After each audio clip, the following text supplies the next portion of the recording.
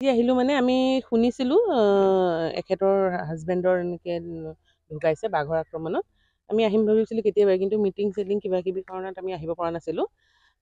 আজি আহি লৈ পেলাই তেখেতক এটাই আশ্বাসন দিছোঁ, ধৰক এককালীন সাহাৰ্যটো ধৰক দিব পাৰি বা সকলোৱে দিয়েই, কিন্তু সেই এককালীন সাহাৰ্যটোৱে তেওঁৰ ভৰসা নহ'ব। তো আজি আমি এটা প্ৰতিশ্ৰুতি দি গৈছোঁ যে তেখেতক এটা সংস্থাপন দিম। তো অতি সোনকালে সম্ভৱ এসপ্তাহ 10 দিনৰ ভিতৰতে তেখেতক এটা সংস্থাপন দিয়াৰ ব্যৱস্থা মই কৰি আছোঁ। মোৰ মানুহ আছে ইয়াতে আমাৰ কোম্পানীৰ। তো মোৰ যোনটো প্ৰজেক্ট চলাই আছোঁ, সেই প্ৰজেক্টতে তেখেতক এটা সংস্থাপন দিয়াৰ ব্যৱস্থা কৰিছোঁ, যাতে মাহে মাহে তেখেতে ইনকাম এটা পাই থাকে, হাজিৰা কৰিব যাবলগীয়া নহয়। ল'ৰা ছোৱালী দুটা আছে, দুইটাকে পঢ়াব লাগিব, যিহেতু মোৰ ঘৰৰ মূল মানুহজন নাইকিয়া হৈছে, যিহেতু দায়িত্ব এতিয়া তেওঁৰ ওপৰত।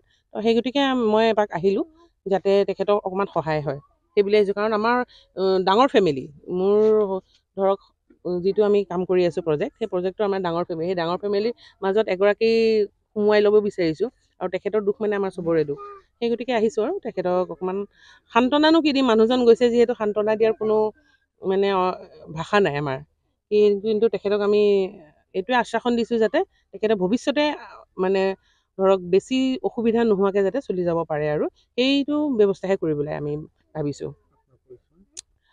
তুলিকা গগৈ মোৰ নাম। মই অসম মহিলা প্ৰদেশ কংগ্ৰেছৰ ৰাজ্যিক ছেক্ৰেটেৰী।